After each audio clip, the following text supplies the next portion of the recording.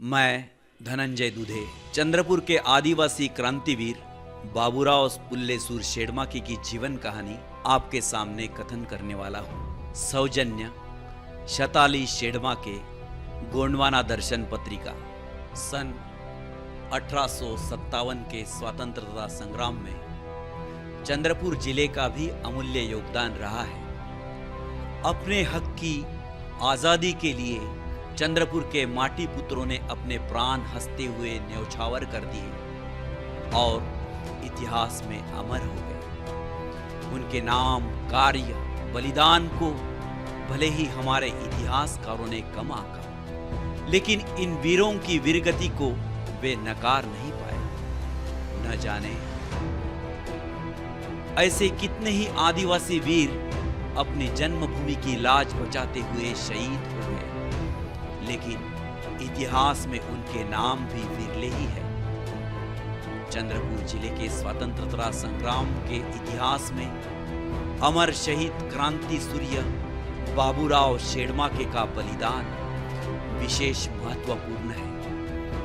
वे क्रांति की मशाल थे। वीर बाबूराव शेडमाके का जन्म मोलमपल्ली अहेरी के श्रीमंत शेडमाके की जमींदारी में 12 मार्च 1833 में हुआ।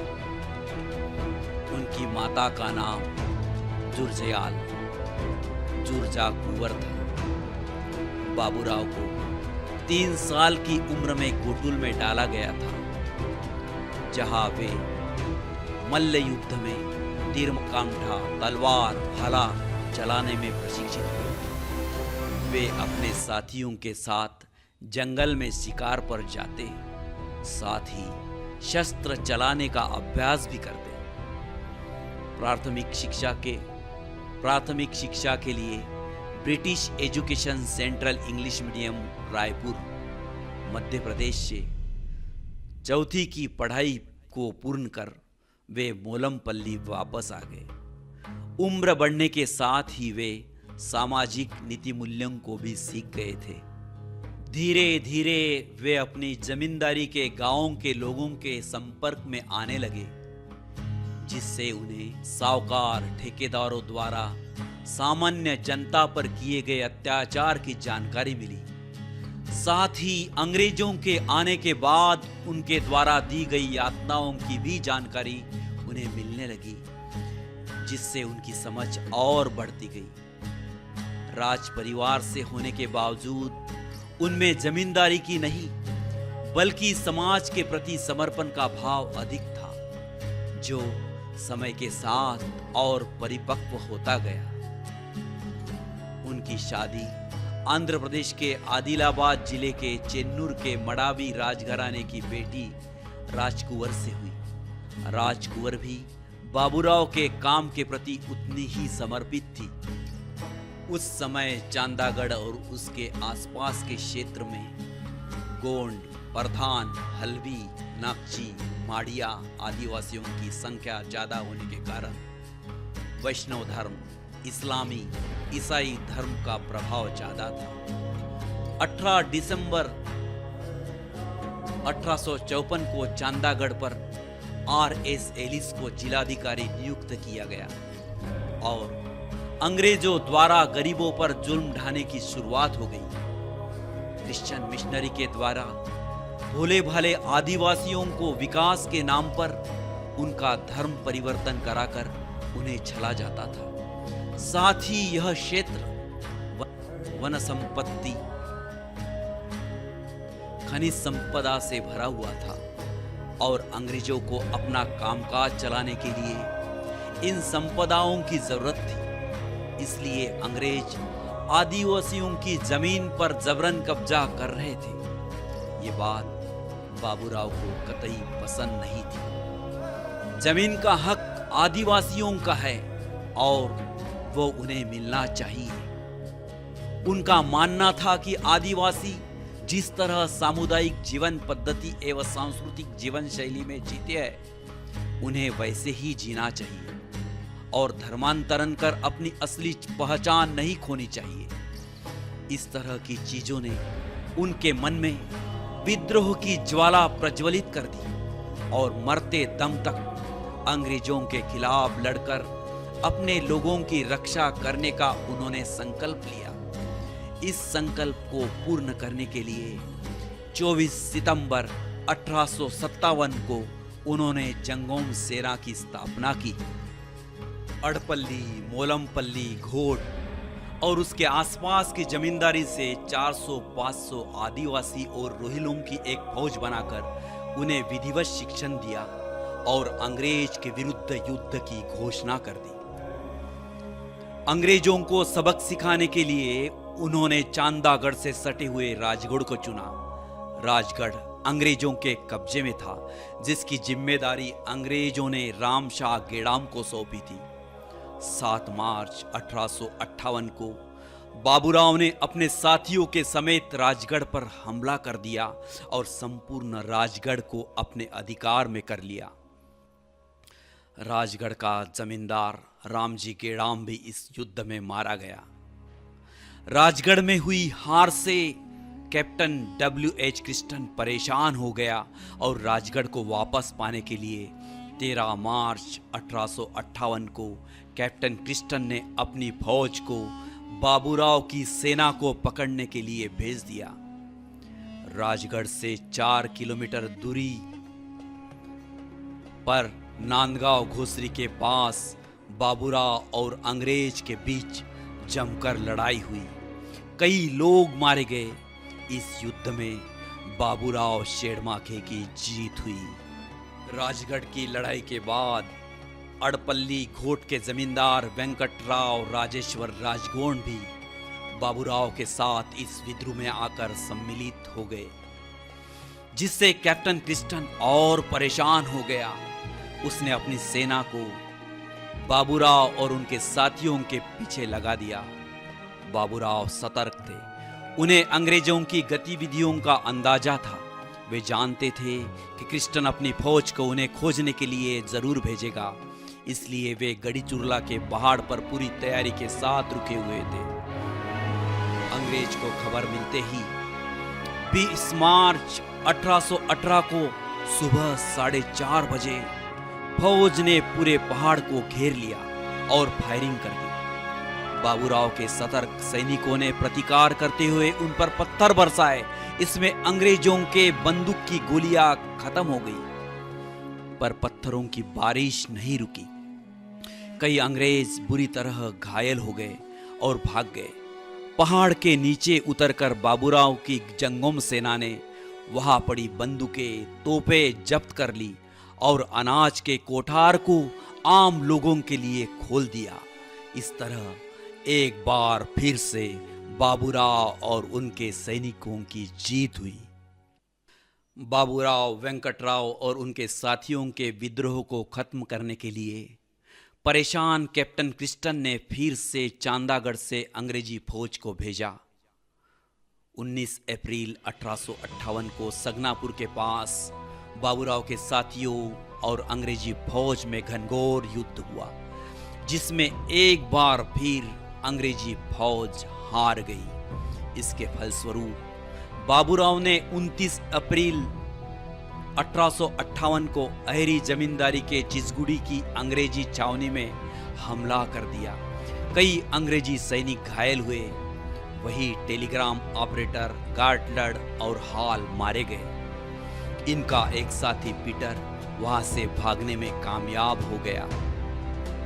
उसने कैप्टन क्रिस्टन को जाकर सारा हवाला दिया। इस हमले के बाद अंग्रेजी फौज में बाबूराव और वेंकटराव की दहशत फैल गई। उन्हें पकड़ने की अंग्रेजों की सारी योजनाएं विफल हो रही थी। 2 टेलीग्राम ऑपरेटरों की मौत से कैप्टन क्रिस्टन आग बबूला हो गया था। इस घटना की जानकारी इंग्लैंड की रानी विक्टोरिया को मिलते ही उसने बाबूराव को जिंदा या मुर्दा पकड़ने का फरमान जारी किया और बाबूराव शेरमाके को पकड़ने के लिए नागपुर के कैप्टन शेक्सपियर को नियुक्त किया।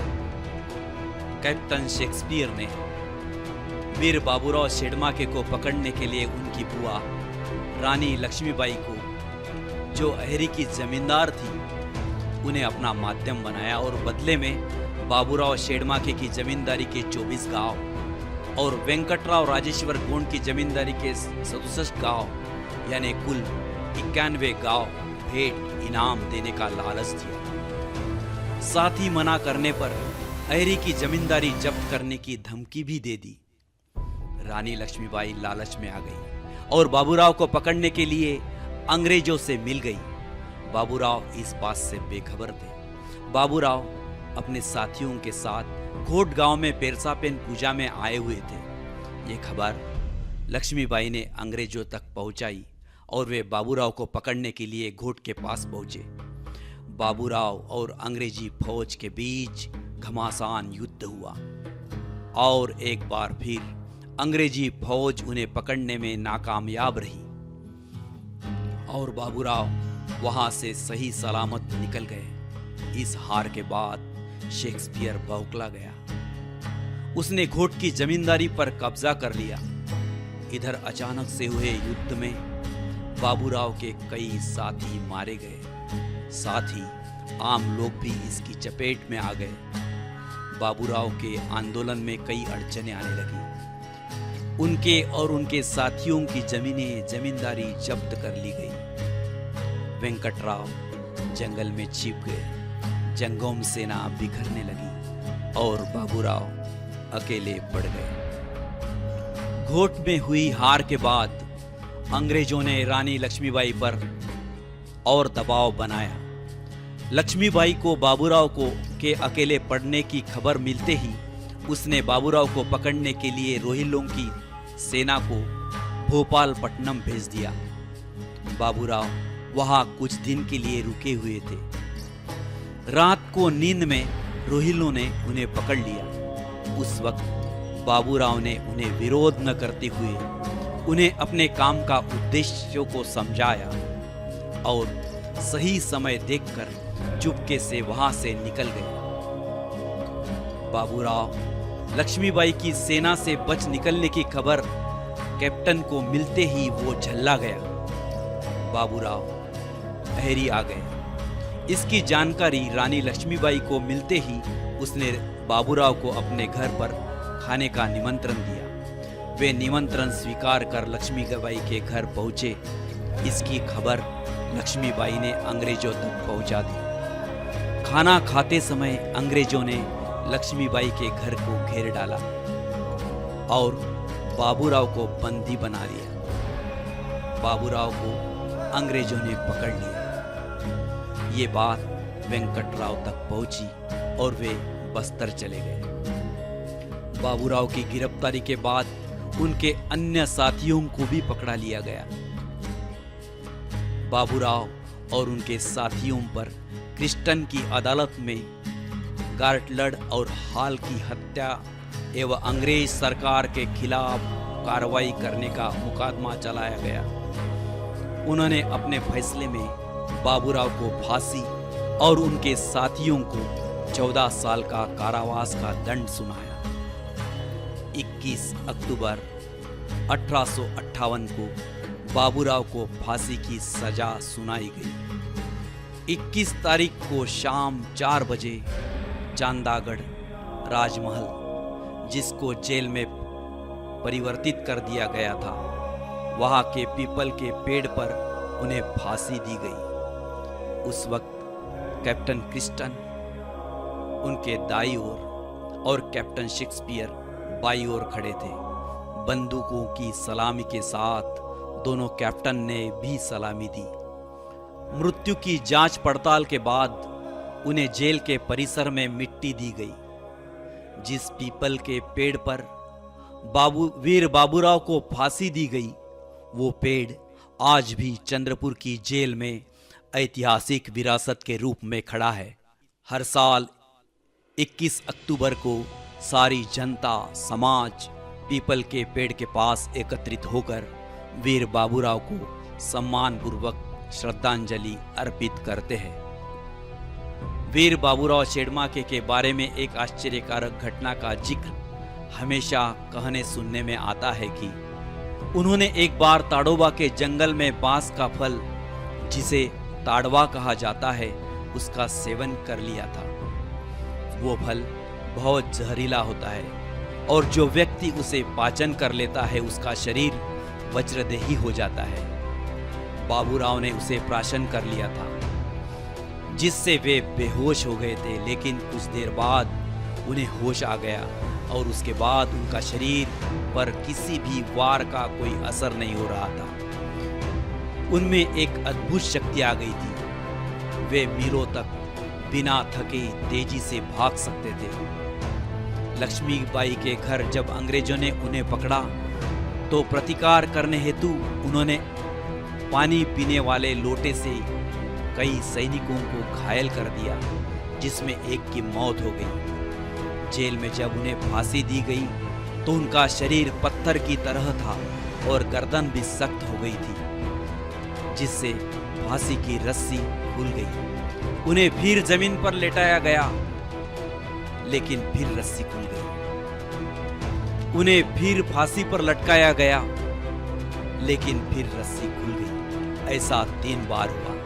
चौथी बार फांसी होने के बाद उनकी मौत की पुष्टि की गई, लेकिन अंग्रेजों में उनका इतना खौफ था कि मौत की पुष्टि करने के लिए उन्होंने बाबूराव शेडमाके के पार्थिव को खौलती चुना भट्टी में डाल दिया। इस घटना का जिक्र महाराष्ट्र की चांदा डिस्ट्रिक्ट गैजेटर्स में भी है। उसमें लिखा गया है कि this rising in Chandrapur was spontaneous. It practically spreads towards the end of the Great Revolt. Though unsuccessful, it stands out as a brilliant attempt of the Rajgond Zamindars to regain their freedom. Many folk tales and songs are current in the Chandrapur area, extolling the heroic exploits of 2 Gond leaders, Baburao, the Zamindar of Molampalli, according to one story, had consumed Tadwa, and as a result of its extraordinary power, when hanged, managed to break the noose 4 times. He was finally immersed in quicklime and killed. Baburao की फांसी के बाद उनके साथी वेंकटराव को भी 2 साल बाद अंग्रेजों ने पकड़ लिया और उन पर मुकदमा चलाकर 30 मई 1860 को उन्हें भी आजीवन कारावास की सजा सुनाई गई।